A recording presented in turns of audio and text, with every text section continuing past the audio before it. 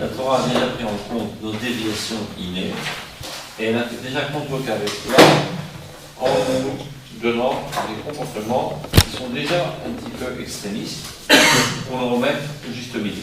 On va parler de l'histoire du mariage, de la nourriture, de la tzedaka, de la pourra, etc., etc. On termine juste la colonne de droite, regardez. Marqué, Rabbi dit Beshem Rabbi Yitzhak, Lodayecha Mashasra Lechat Torah, et là, Shata Oser Alecha, vous voyez où ça se trouve? Je veux dire, ça ne suffit pas déjà ce que la Torah t'a interdit. Tu peux faire mettre une fois, s'il te plaît? C'est pas ça. Il dit Beshem Rabbi Yitzhak, Lodayecha Mashasra Lechat Torah, ça ne suffit pas déjà ce que la Torah t'a interdit. Et là, Shata Oser Alecha Dvarim Achirim, tu vas rajouter encore des interdits. Zéoïniam, Chiskernon, Bédiouk, Bli Tosafot, Bli Chesron. Cette formulation de notre ami, elle est extraordinaire. Elle dit de manière concise tout ce qu'on a développé dans ce période. De manière générale, vous allez voir à plusieurs reprises, le Rambam est toujours en admiration des formulations concises de Chazal. Et lui, ça m'a pris un période pour vous expliquer un concept. Tu vois, quand notre ami on dit ça, on prend bon. Tout ce qu'il vient de dire, c'est de dire en fait, il faut garder le juste milieu et ne pense pas que tu dois exagérer pour te rééquilibrer parce que de toute manière la Torah a déjà mis une super dose. Donc je ne rajoute pas.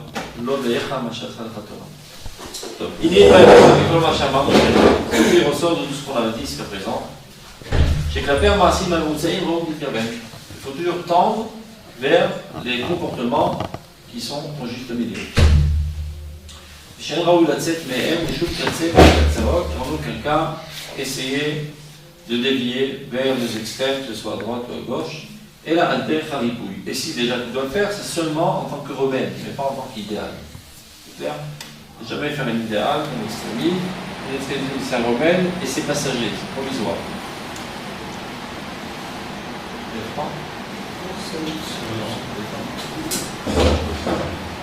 Vous avez froid? שאין ראוי לצאת מהם משום קצה משל קצוות, אלא דרך הריפוי והגבלה ודרך הנגדי. כמו שאדם בקיא מלאכת הרפואה, exactement de la même manière que quelqu'un qui s'y connaît en médecine, אם ראה שנסגור להשתנה שינוי מועט, לא יתעלם מכך. Si tu vois que ta santé a commencé à dévier, tu ne peux pas ne pas y faire cas. ולא יניח את המחלה להתחזק בו עד שתסתר לריפוי חזק ותכלית, et ne pas laisser la maladie se propager davantage jusqu'à que finalement tu auras besoin d'un remède.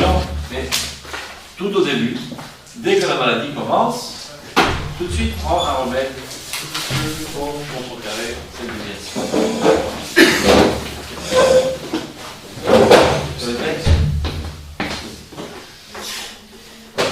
וכן, אם ידע שאיזה איבר מאיברי גופו חלוש, qu'un de tes membres s'est affaibli, chômeur à l'aftamite, ben tu y prends garde.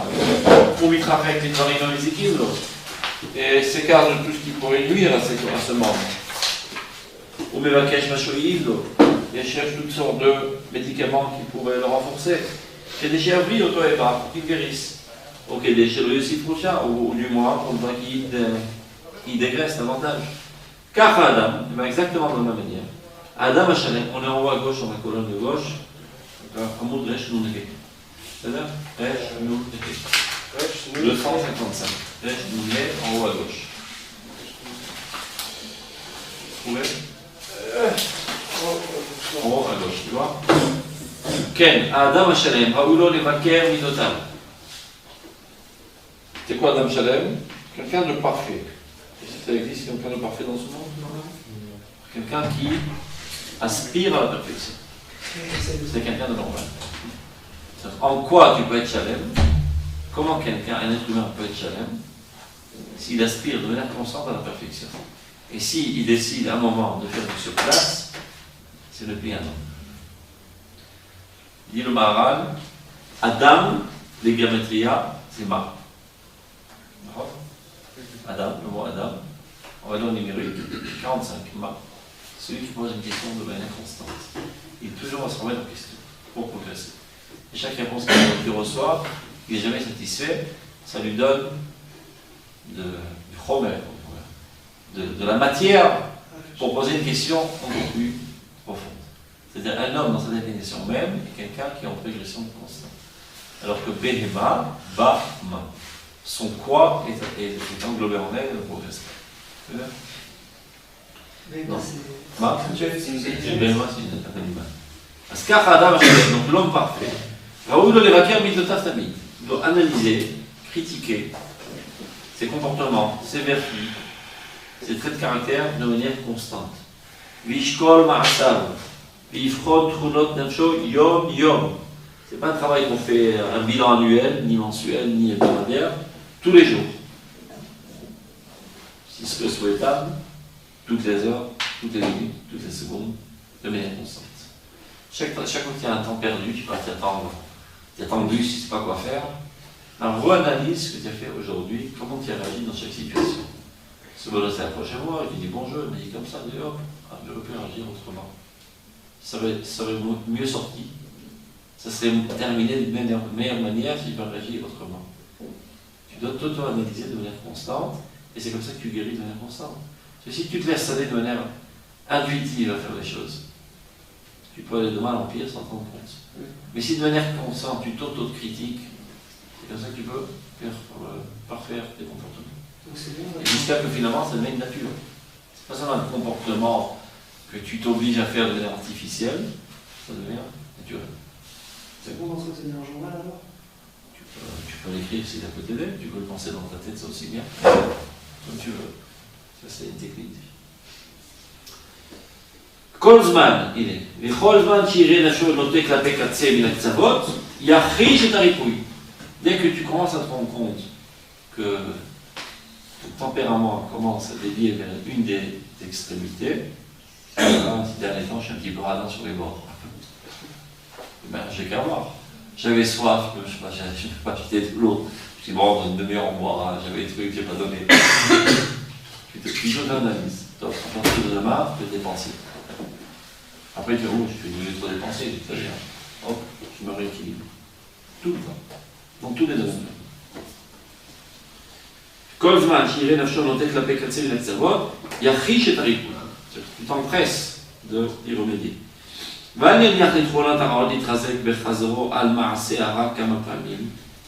Et surtout ne laisse pas ces traits de caractère se développer de plus en plus vers le mal à force de répéter les mêmes comportements.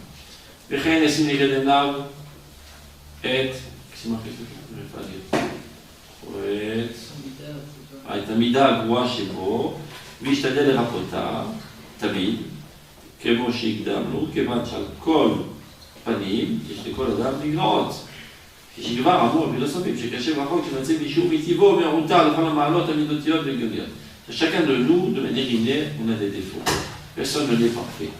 Donc on est tout le temps amené à corriger nos défauts. אבל ספרי הנביאים, הרי דבר זה בהם הרבה. Donc il rapporte maintenant des sources pour appuyer tout ce qu'il a dit jusqu'à présent. Et voilà, par exemple, on trouve dans les prophètes, En Barabada Ployami. Dieu, entre guillemets, ne croit pas en ses serviteurs. Qu'est-ce que ça veut dire? Dieu sait d'avance que dans les hommes, il y a des défauts innés. Umaïsdak, Ilodisha, on voit le souk. Quand donc l'homme sera justice, il y aurait toujours des déviations de la justice dans l'homme. Ve Shlomo Amar, Shlomo Ameler a dit, Be'echlet, ça n'existe pas un homme tzaddik qui ne fait que le bien et qui ne faute jamais. Introuvable. Ça n'existe jamais. L'homme est faillible dans son essence même.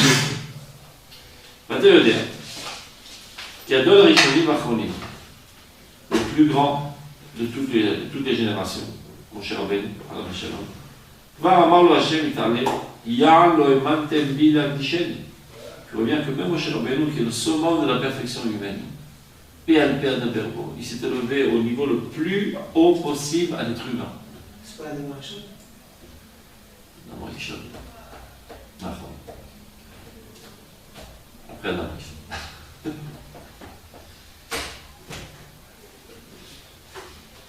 Top.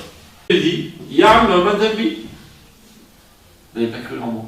Vous avez une faiblesse en Emouna. Dieu lui a dit de frapper la pierre, de parler avec la pierre. Il a perdu patience. Il a frappé la pierre. Ça me lâche, ça. Non. Parce que ça.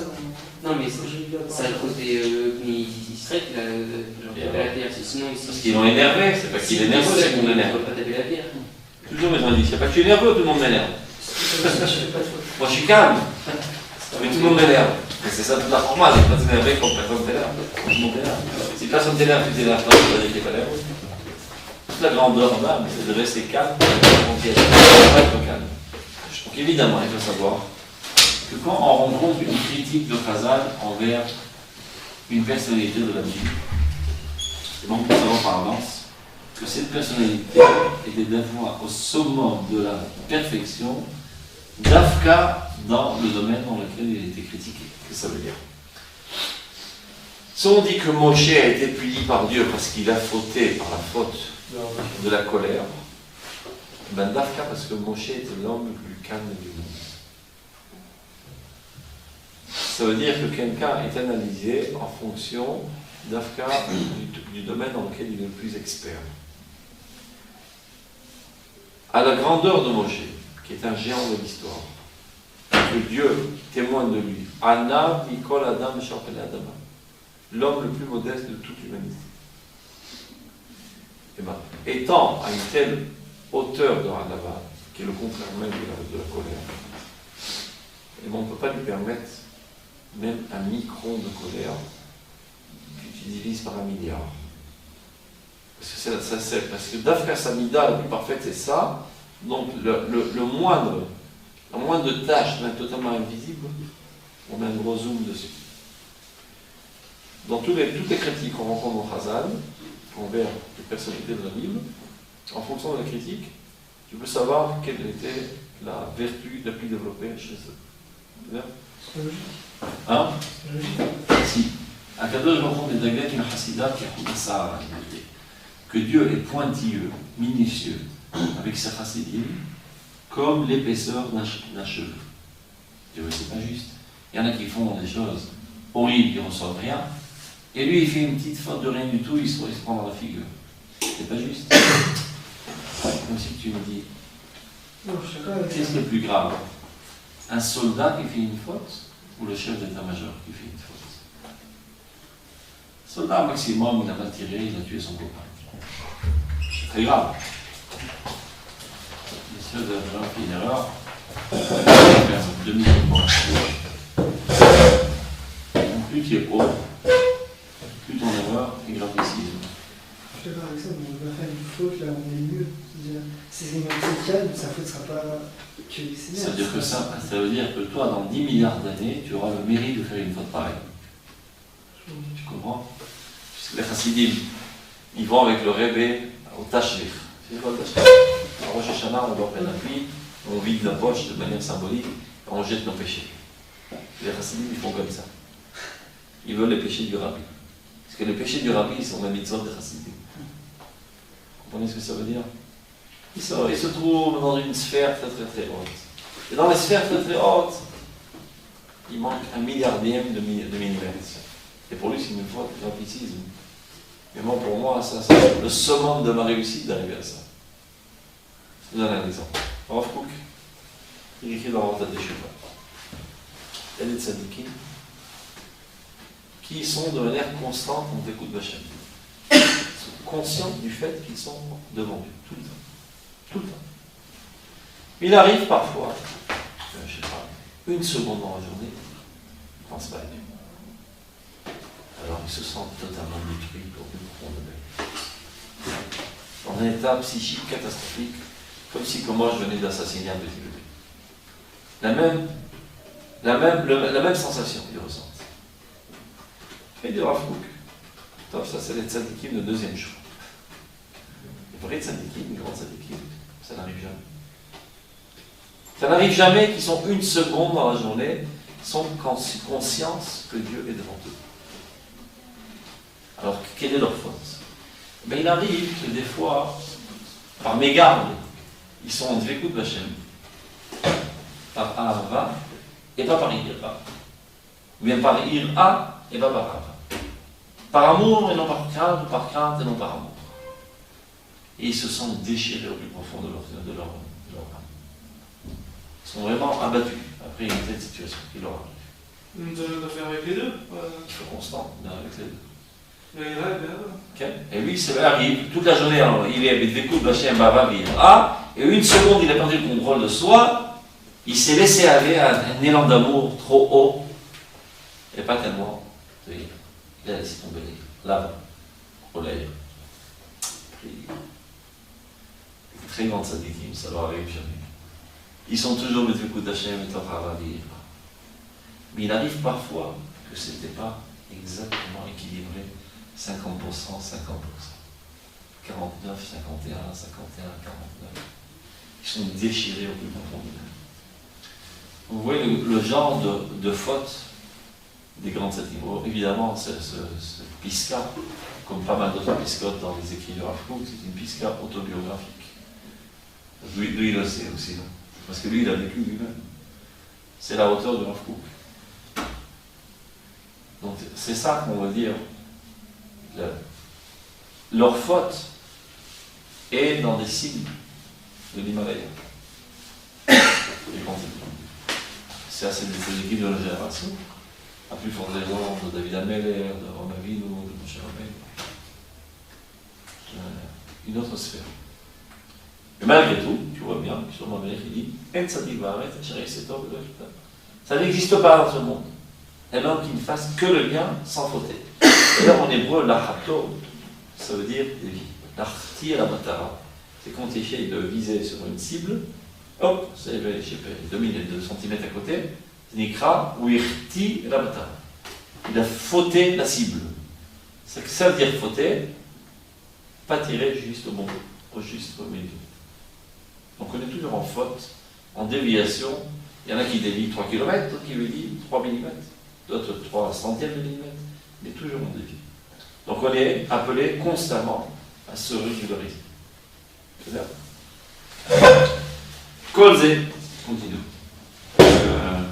À la chèvre de Betli, à la chèvre qui d'acheter, vous voyez qu'il y a des critiques divines, même envers Moshe Rabbeinu. Tout ça pour bien appliquer ce qu'il disait tout à l'heure, que l'homme, de manière constante, a tendance à dévier. Kolze, vechatu alav hashalom.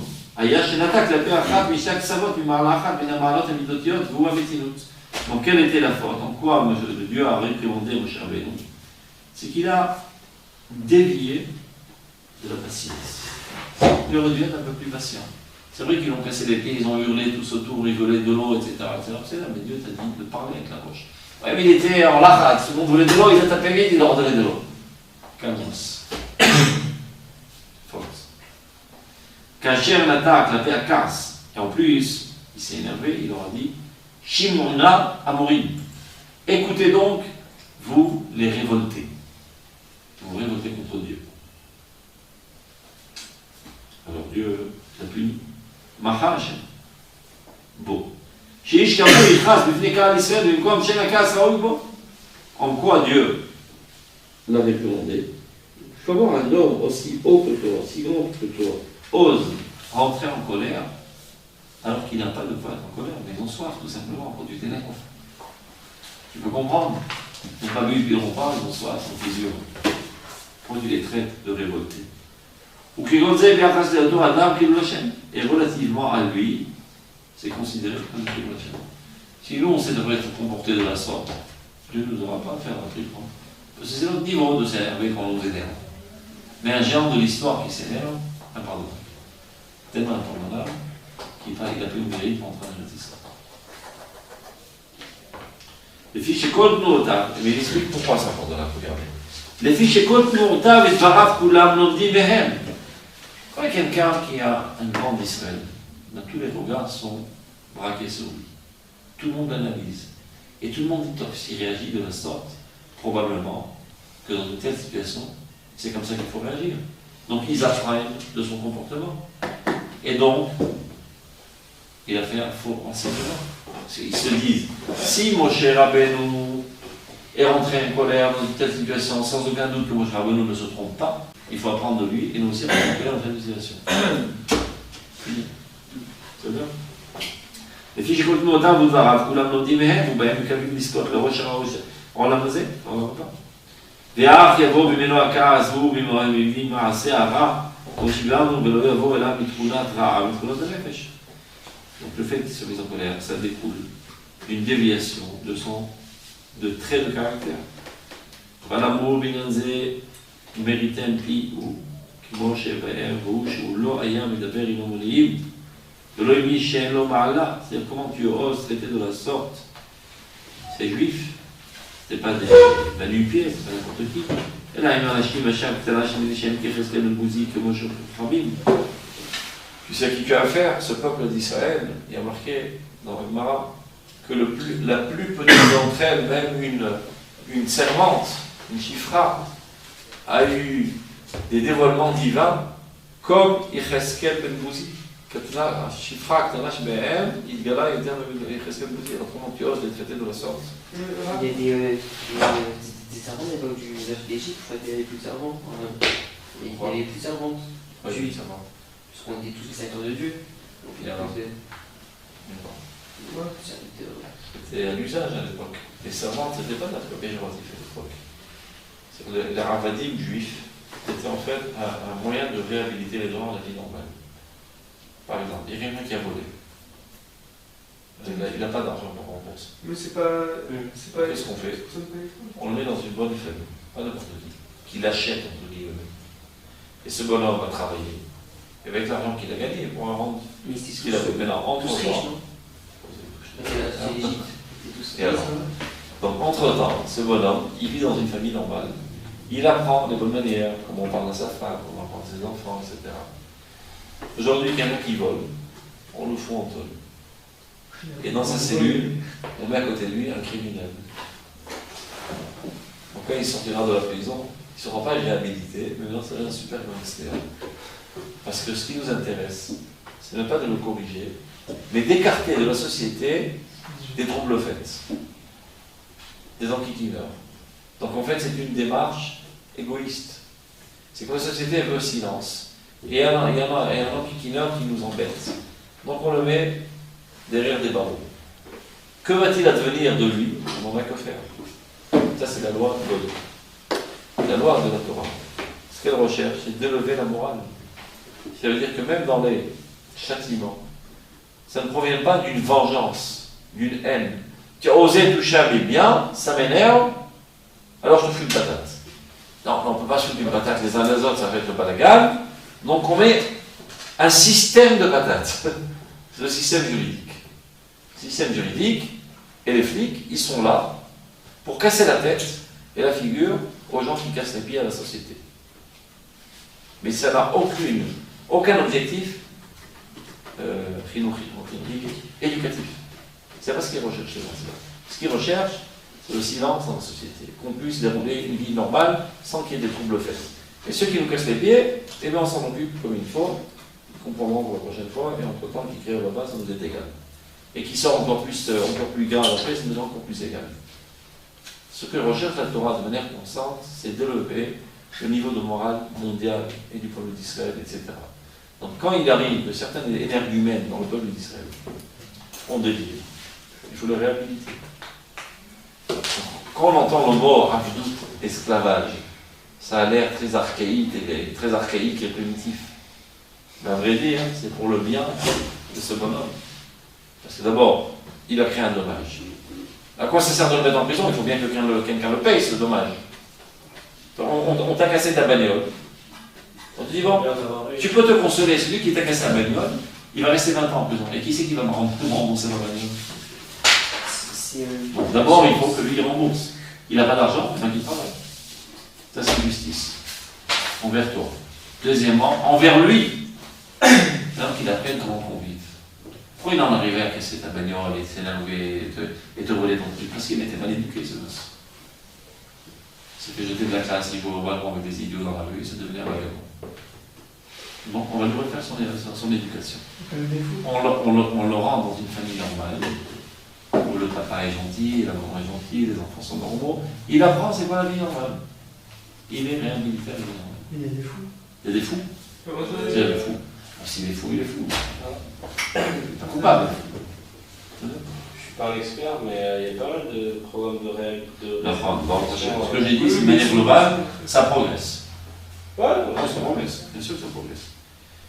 Mais c'est pas exactement ce qui ici les intéresse. ouais.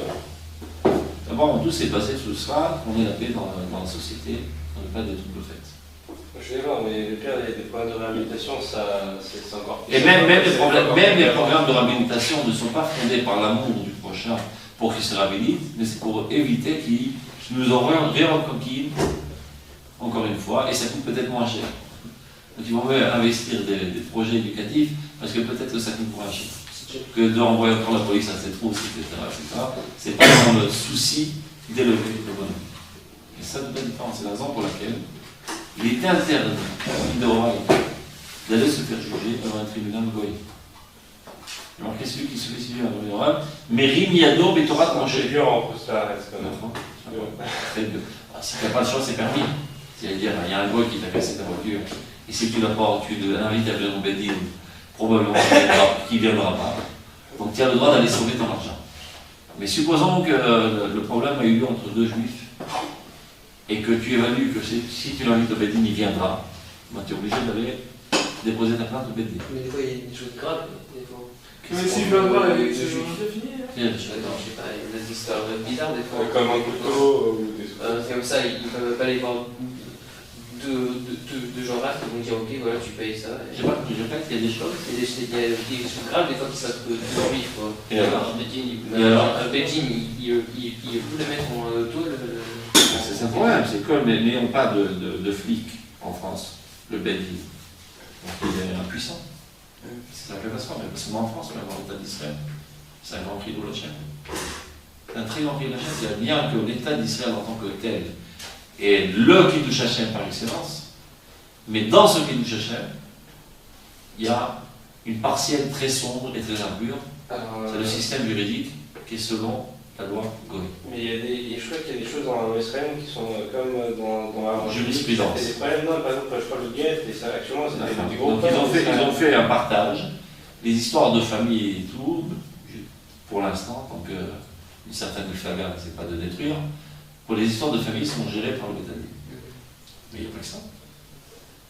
Chaque accident de voiture, chaque meurtre, chaque chose devrait être jugé sur la Non, c'est pas le contraire, mais ce que j'aimerais, c'est que les. Réhabilita et tout. Alors, ça, on ne peut pas le faire encore, mais les problèmes pécuniaires peuvent se gérer. Pourquoi un minimum d'amour-propre. Pourquoi aller se faire juger selon la loi romaine et turque et anglaise et pas selon la loi juive en tant que juif? D'autant plus que cette loi romaine, turque et romaine, ils ont piqué pas mal de fondements de leur jugement du judaïsme. Donc pour aller copier la copie alors qu'elle est à l'origine. Un minimum d'amour-propre d'abord, sans être romamine, etc. En tant que nationalisme pur. Donc c'est un Chilul Hashem. C'est du Chilul Hashem. Il marquait Kemirim Yado Betorat Moshe. C'est-à-dire qu'il y a un problème, un différend financier avec lui, et tu vas au tribunal laïque. C'est comme si tu prends une hache, tu casses la Torah de Moshe Rabbeinu. Et non, a priori, tu me dis, regarde, j'ai bien étudié je prends Dans cette situation, ce bonhomme, il me doit 50 shekels. Donc si je vais au Bédine, ils vont lui dire de donner 50 shekels. Alors le Bédine, il se trouve à Jérusalem, moi j'habite à Kiryat Shmona, donc c'est 4 heures de route. Je ne vais pas prendre la tête. Il y a un tribunal laïque en bas de chez moi. Et j'ai vu que là-bas aussi, ils vont demander 50 shekels. Donc à quoi bon aller jusqu'à Jérusalem pour 50 shekels, alors que je peux avoir exactement le même verdict ici à 50 shekels? C'est pareil. De toute manière, ce sera la volonté de Dieu. Mais Rignado est tranché. Et là, ça revient à ce que j'ai dit tout à l'heure. Parce que tout dépend du fondement de la justice, du tribunal. Est-ce que le fondement même de la loi, il est là pour élever la morale humaine, ou bien en tant que vengeance envers le trouble fait qui nous a cassé les pieds? Et vu que tout dépend de la racine, si la racine est pourrie, même les fruits sont pourris. Bien qu'apparemment ça ressemble, c'est les mêmes fruits, Là, c'est une orange, et ça, c'est une orange, ça ressemble. Ouais, mais là, la racine, elle est pourrie. Donc cette orange, elle est empoisonnée. C'est clair. Pour l'histoire du divorce, c'est comme dans la loi juive. Sauf qu'actuellement, enfin, c'est ce que j'ai lu, c'est que l'État d'Israël, il y avait beaucoup de problèmes parce qu'il y avait des maris qui ne voulaient pas donner le guet à leur femme et qui préféraient rester en prison genre des jours, etc., jusqu'à qu'elle abandonne, après de le donner. Donc c'est-à-dire que le problème là, à ce moment-là. Il n'est pas bien géré. Il y a des problèmes. C'est pas par hasard que Dieu fait en sorte que pour l'instant, il y a ce qui est relâché. C'est qu'on n'est pas prêt encore. Je comprends pas. C'est pas par hasard. C'est là que tu montes sur un point très important. Non, de fait, c'est du frigo Hachem que l'État d'Israël, du point de vue juridique, soit géré par la loi Goy. Mais entre nous, on n'est pas encore prêt. On n'a pas des dayanim à la hauteur qui comprennent exactement ce qui se passe. Et la conscience de la société israélienne n'est pas encore à la hauteur de comprendre qu'elle doit être jugée sur la Torah. Et donc on ne peut pas laisser tout tomber. Donc le moins des mal, c'est de juger sur la loi Goy. Mais malgré tout, c'est une situation anormale. Et on doit aspirer à la changer. Et quand il n'y aura plus de 50% de juifs en Israël, Pas qu'ils sont des juifs. Tout le monde est juif. De conscience, de vouloir que on soit jugé sur la Torah. On est 6 millions de juifs, 7 millions de juifs. on ne peut pas avoir la moitié mondiale en Israël. Ah non, c'est pas possible. D'abord, il y a la majorité en Israël. Évidemment, c'est les juifs qui sont en route de Salas, la plupart sont goy. C'est les juifs. Vous savez bien, hein? Oui, Vous n'êtes pas d'accord? oui, Fais un décompte dans ta famille. disons qu'ils sont moitié-moitié. Non, ça suffit déjà. Moitié-moitié, on est l'Eurovision. Moi, je connais pas De juifs. Moi, c'est mon gars, j'ai de la famille qui est chrétienne. Hein? J'ai de la famille qui est chrétienne. Je sais bien, c'est pas le seul, t'as pas de quoi vendre. T'as de quoi vendre, on a tous de quoi vendre. Qui n'est pas coupable. C'est un fait. On a tous été trempés dans l'assimilation. Et ça ne va pas en progressant, ça va de mal en pire de jour en jour. Donc, si on fait un véritable décompte, à mon avis, plus de juifs vont rester seuls. Si tu prends l'annuaire, le Botard à Paris, tu vas voir, je sais pas, Cohen. parce que Cohen, c'est maman des goy. Et Lévi, et bon comme ça, et tout ce que tu veux, et Bouzalkou, ils sont goy. Les journaux, et tout ce que tu veux. Il est goy. Il s'appelle Journaux, il vient là, cette époque, il est goy, voilà. Et après il s'énerve, on ne peut pas faire la barbuse à son fils, le bris de pina à sa grand-mère, etc. Et donc il paye des pots de vin au rabbin pour qu'il lui fasse le bris de pina, comme si ça servait à quelque chose. Tu prends un goy, tu lui coupes le truc, elle est devenue, il n'est pas juif, il est goy. Parce que maintenant il se rend compte, il se rend compte de la catastrophe. Au début, la petite gonzesse goy, elle a fait les yeux doux, il est tombé amoureux. Il dit bon, c'est pas grave et tout. Mais quand il arrive après d'avoir mis à son fils, il va dire quoi que ça veut dire, quoi. C'est pas cette histoire. Pourquoi je suis pas juif maintenant? Non, t'es pas juif. Pourquoi mon fils il est pas juif? Mon fils! Non, il est pas juif. C'est moi. Alors il casse la gueule au rabbin. Il y avait une histoire comme ça de Rothschild. Le grand rabbin de France. Il a laissé tomber son poste. Il y a un livre là-dessus à la bibliothèque. Énormément de frères. Le précédent grand rabbin, le Rav Sirat, à son époque. Rothschild, qui était le juif le plus riche de France, et je crois que c'était le président du consistoire, ben, il s'est marié avec une goyère. Ouais. Et je crois qu'il voulait faire le plus de son fils, il dit non, donc il a hurlé comme un fou, et donc le rabbin il dit non, pas question. Donc, je vous, comment dire, démissionne, les fatères. Je vous licencie, vous licenciez. Il a démissionné, le rabbin de France. C'est la catastrophe de tout le judaïsme de Routslaritz. Donc si on fait un véritable décompte sans film, comme on l'a vu, on est déjà de l'Europe. Mais ça n'a aucun rapport. Ça peut être à 100 millions si on ne comprend pas, on est encore idiot. Donc il faut élever la conscience. Continuons. Vous, chez vous, le Hayam et Daber et Ambonim, on ne parle pas à n'importe qui, ce sont des gens de classe. Le Kol Maché Omar, c'est Mokhani plutôt. Lui, ce n'était pas des idiots, c'était des gens intelligents. Ça s'appelle Dordéa, la génération emplie de sagesse. Donc, sans aucun doute, ils analysaient tout ce que faisait Moshe Rabbeinu. Donc, le voyant s'énerver dans une telle situation, ils ont dit sans aucun doute que c'est la volonté de Dieu qui s'énerve. Donc, on mérite vraiment d'être puni par Dieu. Voilà, Moshe Rabbeinu est en colère contre nous, alors que Dieu n'avait rien contre eux. Donc, c'est pour ça que Dieu a fini Moshe Rabbeinu. וכל מה שאומר הוא יעשה בוחנים אותו וכאשר רואים ראו שכעס אמרו שהוא עליו השלום אינו מאותם שיש להם מגרעת מידותית. Ça ne leur vient pas à l'esprit de penser que Moshe pourrait dévier et de se comporter pas selon la volonté de Dieu. Tournez la page, verset 20. ואילו שידע שהשם כבר ייתן לפנינו בתחילת המים ושם הוא כבר יכעסנו לפניו יתעלה, לא היה כועס. Si ce n'est que Moshe savait que Dieu est en colère contre nous par le fait qu'on ait demandé de l'eau, ben, il ne serait pas mis en colère. Et là, Marlon, car il faut mater. Et Dieu n'est pas du tout en colère. Donc aujourd'hui, prends ton bâton et tu abreuveras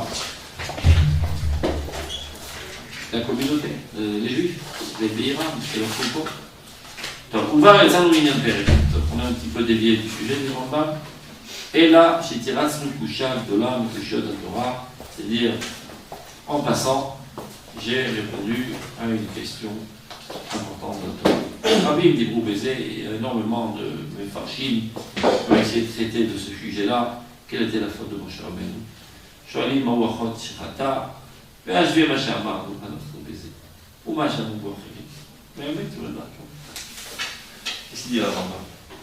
Compare ma réponse à moi et la réponse des autres, et la vérité éclatera bien un jour.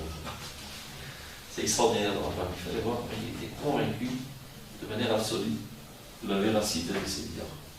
Il n'a jamais été impressionné de tout ce qu'on disait. C'est que le Rambam, il n'a pas eu la vie facile. Il a été persécuté par tout le Rambam de sa génération. Il brûlait ses livres, il faisait insulter, blasphémer. Où il arrivait, il se faisait jeter. Pourquoi? Il était tellement grand, tellement profond, que les gens ne comprenaient pas ce qu'il disait. Et le prenaient pour un confrère. Et lui, ça devenait ni chaud ni froid. Pas du tout influencé par ce comportement. Bah si, c'est impossible. Impossible. Impossible, mais pas français, disait Napoléon et le Rambam. Je te raconte une histoire que le Rambam a racontée. Cette histoire, il la rencontre, je crois, 2 ou 3 fois dans le Pirouche à Mishneh. C'est l'histoire d'un mec qui voulait travailler sur ses vertus. Donc il voulait devenir modeste. Travailler sur la halakha. Dans la ville dans laquelle il habitait, il était très apprécié, tout le monde le considérait comme un grand rabbin, etc.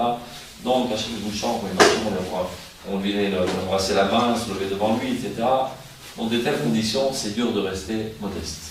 Donc il décide de quitter sa ville et d'aller en exil, dans un endroit où personne ne connaît. Comme ça, il a plus de chances de travailler sur lui et de devenir modeste. Qui raconte ce rabbin?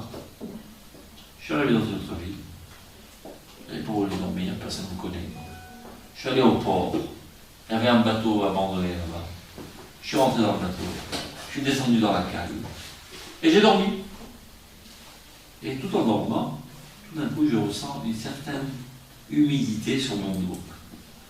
Je me réveille, et je vois quelqu'un qui est en train de pisser sur moi.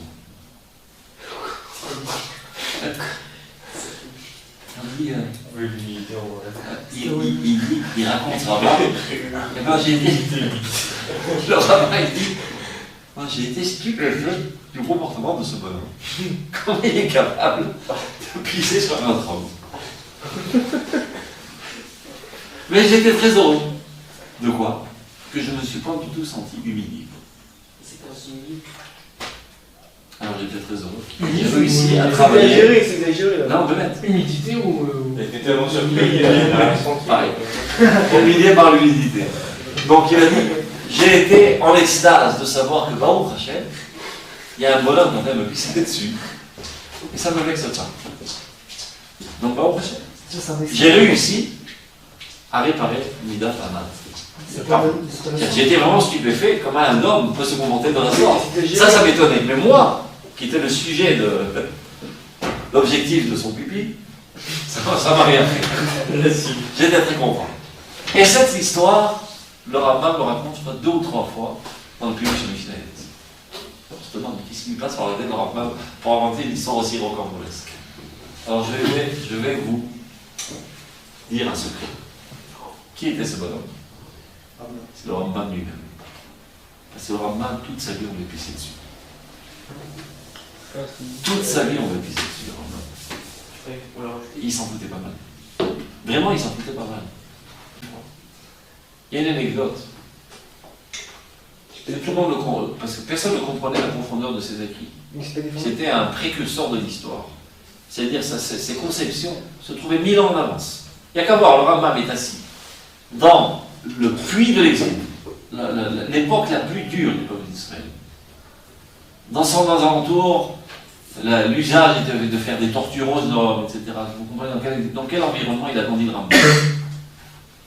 Le Rambam, il s'assoit, il écrit Ilchot Melachim ou Milchamotehem. Il est en train de rédiger la constitution de l'État d'Israël.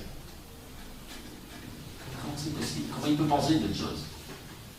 Les autres rabbins, ils s'occupaient de la maintenance quotidienne, des problèmes quotidiens, etc. Et ce n'était pas un rêveur, c'était quelqu'un de très réaliste. Le Rambam, sa journée de travail, il était le docteur du roi, c'est-à-dire de la cour du roi. Plus exactement, de toutes les maîtresses du roi. Il faut le faire, on a un tzaddik de s'occuper des maîtresses du roi. C'est des prostituées, en d'autres termes. Et après qu'il a terminé cette journée exténuante, il arrivait à la maison. Il y avait une queue interminable de pauvres juifs malheureux qui l'attendaient pour se faire guérir gratuitement s'il n'y avait pas d'argent chez d'autres docteurs. Et il raconte, il guérissait, qui s'évanouissait de fatigue. Il terminait ses bikurim, ses examinations, ses consultations allongées sur un lit tellement il était crevé de fatigue. C'est patient dans le. C'est patient. Il était crevé, il tenait Et après que tout le monde soit parti, mais là il est en pleine forme pour commencer à écrire la Torah. C'est le Rambam. Donc, c'était un géant de l'histoire, ce Rambam. Bon, les autres ils ne comprennent pas, mais tant pis pour eux, je veux que je leur fasse. Et s'ils ne comprennent pas, bon, c'est normal qu'ils m'attaquent, ils ne comprennent pas à l'époque. Bon, on raconte une fois, un de ses élèves, un de ses adeptes, qui se trouvait à des centaines de kilomètres de lui, il avait été ménagé dans un autre pays. Dans le pays dans lequel il habitait, je crois que c'est en Turquie, le rabbin de la ville, du pays, n'arrêtait pas de casser du sucre sur le dos du rabbin. De dire combien que le rabbin était un rachat, un coffre, etc., etc. Donc ça a exaspéré le talmide, il ne pouvait pas supporter d'entendre la médisance de son rabbin. Donc il réagissait avec virulence contre son rabbin. Et le rabbin ne le savait pas, parce qu'à l'époque il n'y avait ni email, ni iPhone, ni rien du tout. Puis quand l'information arrive, ça prenait des mois. Plusieurs mois après, ça arrivait aux oreilles du Rambam que son élève là-bas le défend et fait sa guerre, etc. D'urgence, il écrit net, il envoie des messagers. Arrête de suite. Midin, Kofim al-Mitat Sdom. Qu'est-ce que ça veut dire Kofim al-Mitat Sdom? En halakha. Si tu peux lui rendre service, et il a énormément besoin de ce service, et toi ça te coûte 0 centime. Ça arrive des fois. Ah. Certaines choses que tu as qui te coûtent rien, et que pour lui est très importante. Et si tu ne le fais pas, alors tu es une crapule. Tu es un Sdomi. Tu viens de la ville de Sdom. Tu viens Bedin et t'oblige à le donner. Kofim al-Mitat Sdom. Quelqu'un qui se comporte de manière aussi crapuleuse, le Bedin l'oblige à changer de comportement. Parce que ça ne lui coûte rien. Il dit le Rambam, Midin Mitat Sdom, Ali Metzaver Echadafsik. Pourquoi? Parce que sans aucun doute, ce rabbin qui est en train de m'insulter, de me blasphémer toute la journée, il le fait parce qu'il est convaincu que je suis un coffre. Donc il le fait par l'amour de Dieu, par l'amour de la vérité. Et donc, ça lui procure énormément de satisfaction. Et moi, ça ne me coûte rien.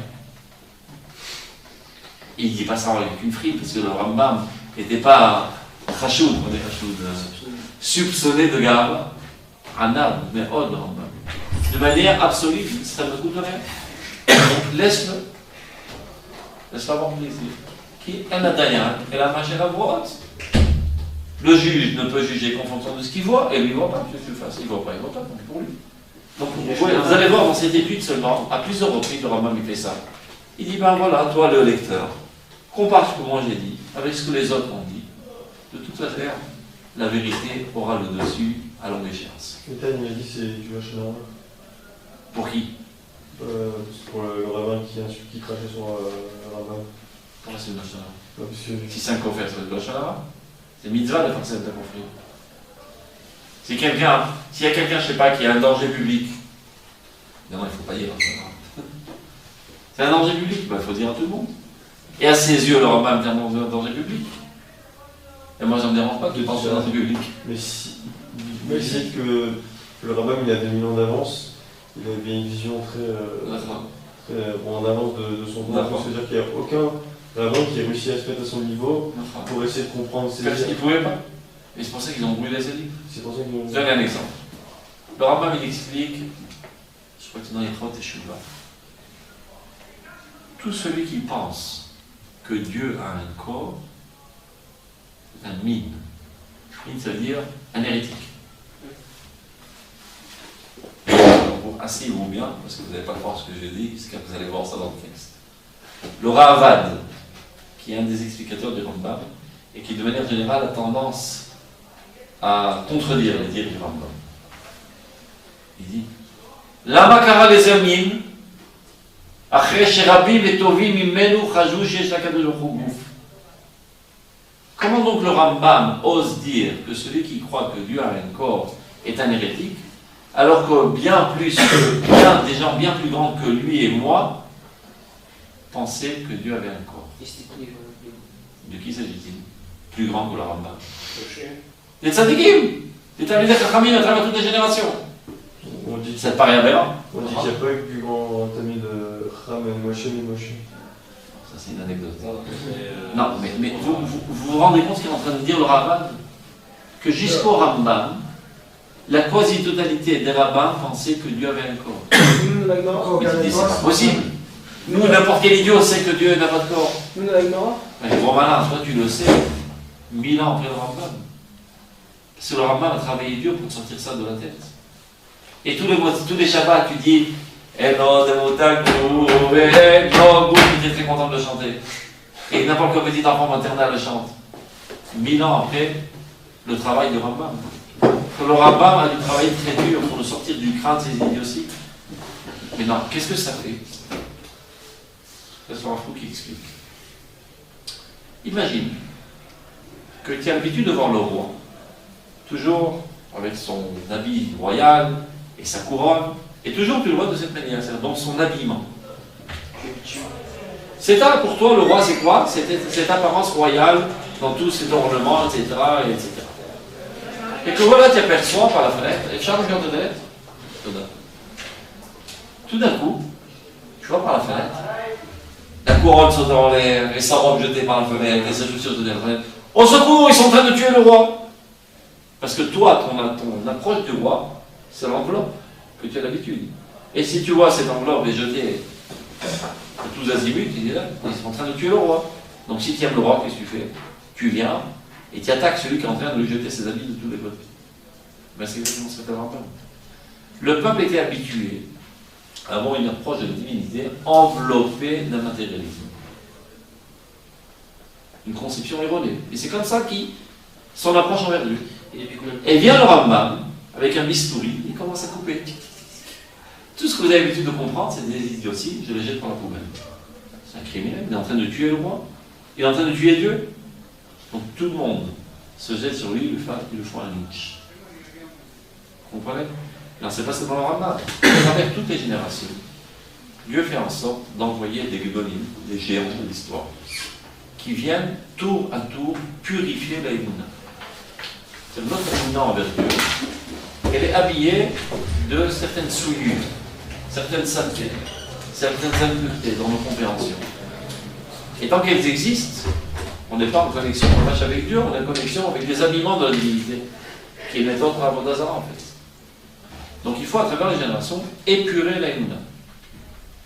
Maintenant, tous ceux qui commencent dans cette démarche à épurer la Emouna savent par avance qu'ils vont se faire lyncher dans le peuple d'Israël. Et malgré tout, ils le font. Par l'amour de Dieu. Ils savent très bien que dès qu'ils vont commencer à traiter de ce sujet, à en parler, à l'enseigner, etc., tous les religieux standards, qui avaient une certaine approche matérialiste du divin, vont se sentir attaqués, vont se sentir qu'on est en train de leur voler leur Dieu qu'ils ont l'habitude d'enlacer. Et donc, ils vont faire un djihad. Ils vont l'assassiner. Ils s'en foutent. Pourquoi ils s'en foutent? Parce qu'ils aiment plus Dieu Et la vérité absolue, elle est moins pure que sa propre vie. C'est un fou, c'est un kamikaze. Mais il y en a pas mal de kamikazes comme ça. Par exemple, les soldats, ils aiment plus le peuple d'Israël que leur propre vie. Donc ils sont prêts à rentrer dans le feu et se faire tuer pour sauver le peuple d'Israël. Alors de même qu'il y a des soldats qui donnent leur vie corporelle et qui se ramassent des balles dans la tête pour sauver le peuple d'Israël, il y a des soldats de Dieu dans l'étude de la Torah qui sont prêts à donner leur vie et se faire arracher par les autres rabbins pour la vérité absolue. Et ceci apparaît tour après tour à travers toutes les générations. C'est même pas que chez les Juifs. Et c'est comme ça que le Rambam s'est fait assassiner, que le Ramchal s'est fait assassiner. Il s'est fait lyncher spirituellement parlant, répudier, salir, etc. Et ça lui fait des jolis froids parce qu'il est tellement heureux d'appliquer la volonté de Dieu, de nettoyer la Emouna. Et il est tellement persuadé que de toute manière, d'ici 1 an, 100 ans ou 1000 ans, de toute manière, il aura le dessus parce que c'est la vérité. Donc ça lui fait ni chaud ni froid. Il s'en fout pas mal. Il a un petit peu de peine pour les autres, il est pauvre, ils sont dans un obscurantisme total. Donc avec beaucoup de pitié et de miséricorde, il les regarde. Mais il ne les accuse pas, parce que si j'étais à leur place, j'aurais réagi exactement de la même manière. Ils ne comprennent pas, n'ayant pas dans leur crâne les données que moi j'ai. Donc ils réagissent de manière tout à fait normale. Donc ils sont envers eux avec un certain maniérisme, une certaine miséricorde, une certaine pitié. Et ceci arrive toutes les générations. Tour à tour, Dieu envoie des golim pour épurer la Emouna. Vous dites que Tanaïm, ils ne savaient pas que Dieu avait un bébé. C'est pas moi qui. J'aurais jamais dit une telle identité. C'est le Ravad. Le Rambam disait ça. Le Ravad. Le Ravad. Le Ravad qui vient en. Tu le montreras pour évidemment que ça se trouve. Je crois que c'est Gimel. Non, Yud Gimel. Il croit que tu le vois à chaque fois. Donc les Tanaïm, ils ne savaient pas que Dieu avait pas. Je ne sais pas qui personnellement, je ne vais pas donner de nom à personne. Dit le Ravad. Comment le Rambam ose dire à propos de celui qui croit que Dieu a un corps qu'il est un hérétique, alors que bien de plus grand que nous, mimenu, en vrai dire, on ne sait pas ce que ça veut dire en hébreu. Mimenu, ça veut dire ça peut être plus grand que lui ou plus grand que nous. Omimenu, omimenu. Quoi qu'il en soit, ce n'est pas des tibions. Tu seras plus grand que nous dans plus grand que le Rambam, sans aucun doute, c'était des gens du peuple d'Israël, mais malgré tout, il dit là-bas, qui outrou à l'aider pchater mikraot. Ils ont été trompés par la lecture littérale des textes. Dans les textes, il y a marqué la main de Dieu, les yeux de Dieu, les pieds de Dieu, etc. etc. Évidemment, tout cela ne sont que des métaphores. Mais eux, ils ont été trompés. C'est pour ça que le Rambam, dans son livre qui s'appelle Moré des Boukhim, le guide des égarés, les 50 premiers chapitres, le livre des égarés, c'est un livre très profond qui est très difficile à comprendre, parce qu'il est fondé sur certaines connaissances préalables de philosophie qu'on n'a pas aujourd'hui. Donc celui qui s'y connaît, il comprend, celui qui s'y connaît, il ne comprend rien. Maintenant, par contre, les 50 premiers chapitres, des petits paragraphes comme ça, en fait, c'est un dictionnaire. Il t'explique. Qu'est-ce que ça veut dire Yad Hashem? Ça veut dire Yad Hashem. Il explique en quoi c'est une métaphore, qu'est-ce que ça vient exprimer comme concept. Et comme ça, il passe sur tous les mots de la Torah qui donnent en fait des termes corporels à Dieu, il les explique un par un. Bon, aujourd'hui, on comprend, parce qu'on a été habitué à cette manière de voir les choses. À son époque, mais qui s'y raconte, ce bonhomme? Il est en train de nous tuer notre Dieu. Au lieu qu'il y en ait un Dieu véritable, Ravachi, qu'on peut toucher et palper, il nous parle d'un Dieu abstrait, donc il n'existe pas. Un petit enfant, si tu lui dis...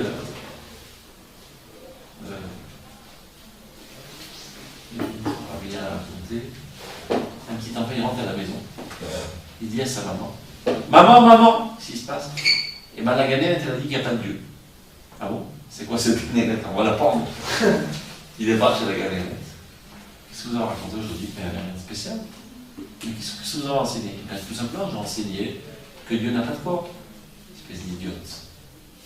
À un enfant, tu enseignes que Dieu n'a pas de corps. À ses yeux, Dieu n'existe pas. Parce qu'un enfant n'est pas capable de comprendre c'est quoi une existence abstraite. Il ne voit que le concret. Donc si tu lui dis que Dieu n'a pas de corps, alors il n'existe pas. Alors je peux le mentir, je lui dire que Dieu a un corps, non plus. Alors qu'est-ce que tu fais? Ben, t'es pas sorti de l'auberge. Et ben tu lui dis une phrase qui est vraie, mais qui est sûr qu'il ne comprend rien. C'est la seule solution. C'est C'est quoi la phrase? Tu es dit, il comprend tout en lui, il est bien plus haut que toute existence, comment il a rien compris de toute manière. Il y a une vérité absolue. Quand il sera grand, il comprendra. L'essentiel, c'est que tu lui as pas dit que Dieu n'a pas de corps, sans quoi à ses yeux Dieu n'existe pas, et tu lui as pas dit que Dieu a un corps, qui est une clé. Donc tu dois s'en sortir en douce. La conception métaphysique. Tu dis des gros mots, il ne comprend rien, mais tu dis des choses vraies. Tu dis pas n'importe quoi. Tu dis des choses vraies que tu es sûr qu'il ne comprendra pas. C'est pour ça que tu le sors de la clé. Ton pragma. C'est clair? Tout va bien? C'est ça. T'as rien à caser? On ne dérange pas trop ça? On va parler en silence pour vous avancer.